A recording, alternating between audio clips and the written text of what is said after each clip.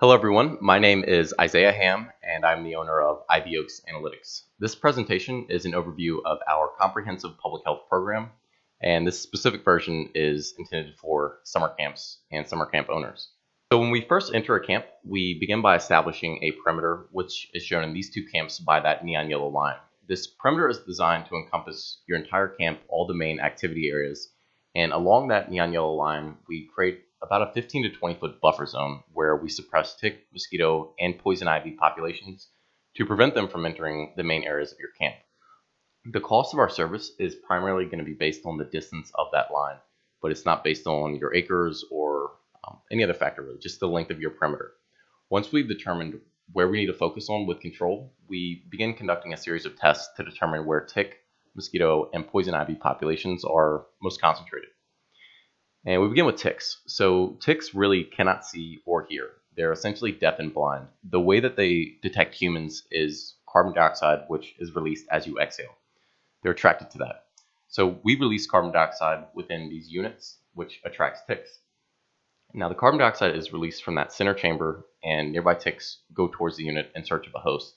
Once they reach the platform, they come in contact with that crevice, which is filled with a sticky adhesive substance, and they're trapped.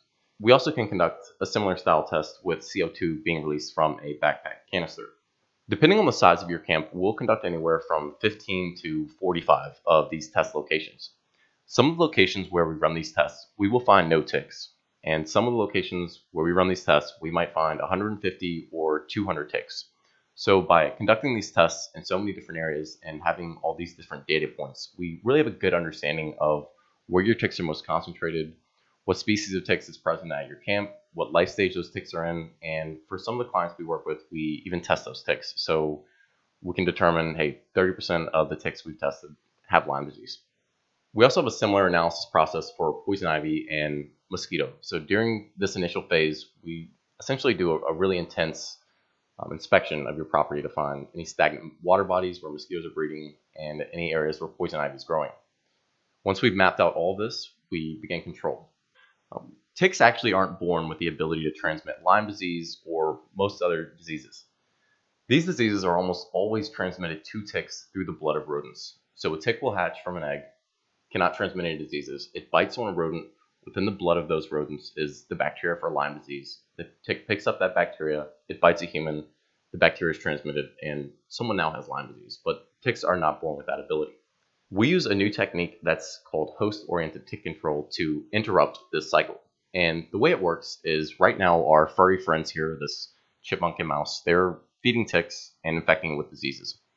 We install these boxes that are known as tick control boxes. Inside of each of these units is a sugar and flour bait. Rodents go inside, they feed on the sugar, and they leave. It does not harm them. However, while they're inside of that box, they contact a liquid that's the same as what you would put on your cat or your dog to keep ticks from being on them, on the fur of these rodents.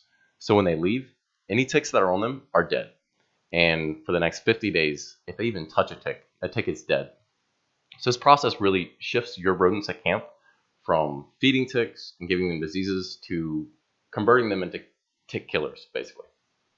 We also have customized UTV units with specialized sprayers attached that allow us to treat your entire property very quickly. And each of these units is equipped with GoPro cameras. So we use that for quality control, and we're able to monitor activities at all times. That barrier spray will also have a pretty strong effect on your mosquito population as well as gnats. And any stagnant bodies of water that we've identified, we'll treat with a natural product known as BTI pellets.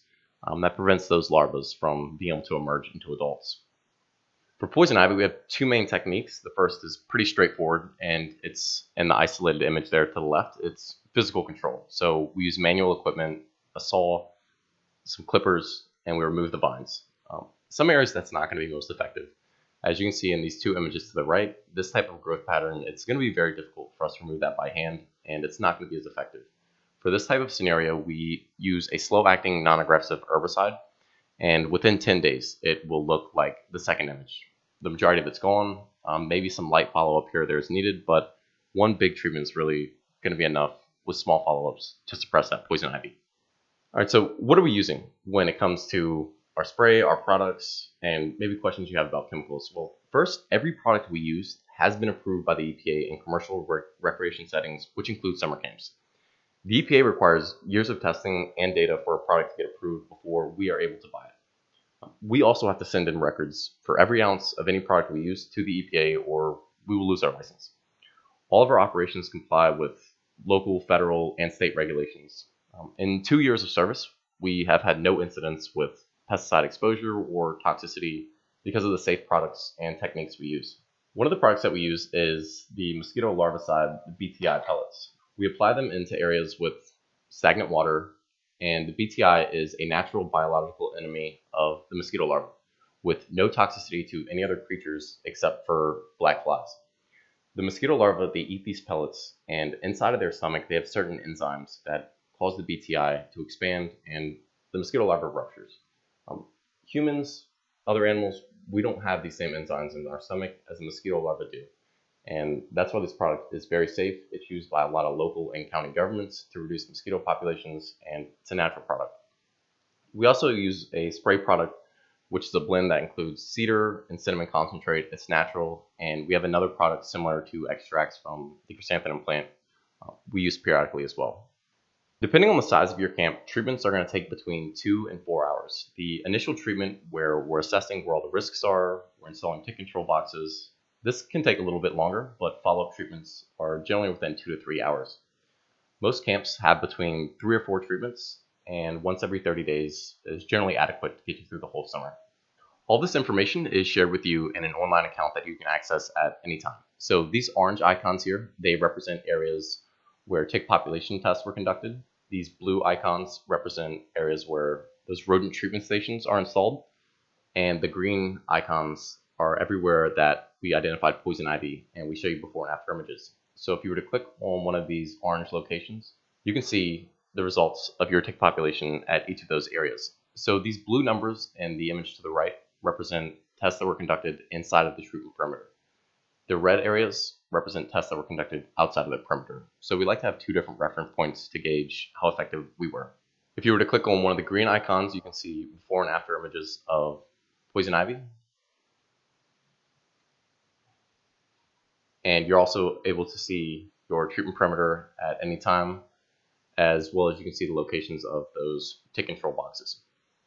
When a camp signs up, they receive a certification from us indicating you've implemented these advanced safety standards. Our certification does not indicate your camp is tick-free, mosquito-free, or poison ivy-free.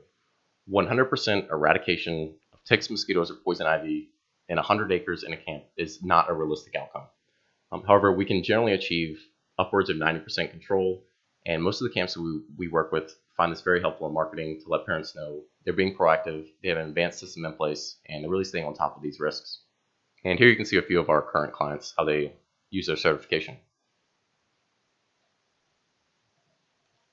All right, so over the past year, we've worked with some of our early clients to help develop a process for new camps when they sign up to inform parents.